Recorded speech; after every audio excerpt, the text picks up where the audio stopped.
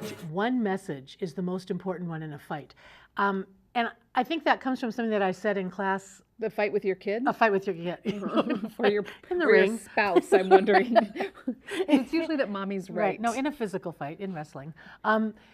That I often say, you only get one message to give your kid in the middle of a fight. So let's just say it starts with something benign, like don't use the markers to draw on the table. And while you're saying that, your kid covers their ears. And then you're like, don't cover your ears and don't use the markers to play on the table. And so they spit at you. And it's like, don't spit at me, don't cover your ears. And it becomes like a children's book. You know, if I say this, and what the question from the parent right here is saying is, in the middle of that cluster, how do you know what is the most important message?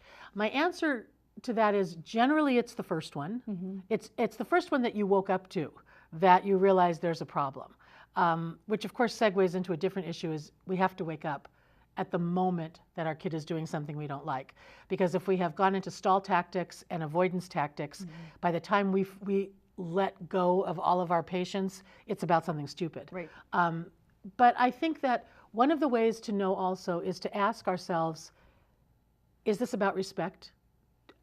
Respect for someone, for something, for yourself? Is this about safety? If it's about respect and safety, go there when you're talking about how you're dealing with things. Because I think that otherwise you're going to get caught in the specifics. You know, you're going to say to your kids something like, we don't eat in the den.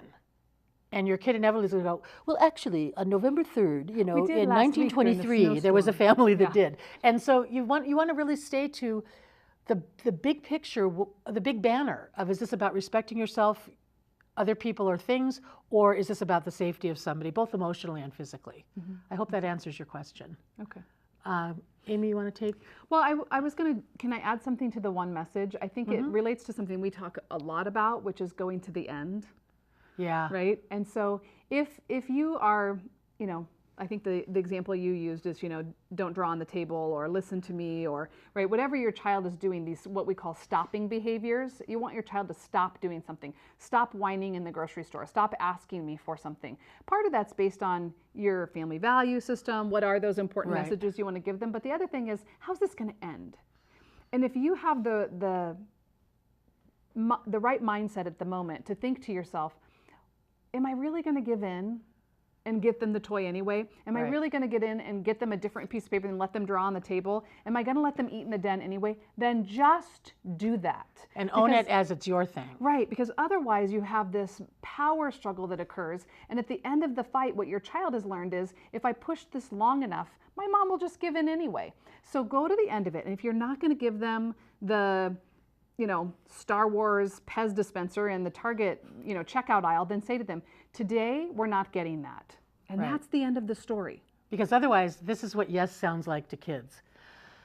Fine. And that's just not a healthy yes. Absolutely. Oh, great. Absolutely. Low battery, Amy. Okay. So I want about 5 minutes, Aaron says. Do we need to take another new question, or can we continue on that one? Oops. There goes my... You lose your microphone. You're okay. I spent 5 minutes looking for my microphone. I want to add to that, go to the end of the fight first. One of my kids said to me a couple of weeks ago, I was on the phone talking to him about my parenting. I don't know why I was talking about that. But he said, you know, your whole theory of raising kids comes from Colin Powell's doctrine of war. And of course I was offended, because I want to know that my theories come from, you know, Noam Chomsky. I want to know that my theories come from other people. But I looked up Colin Powell's doctrine of war.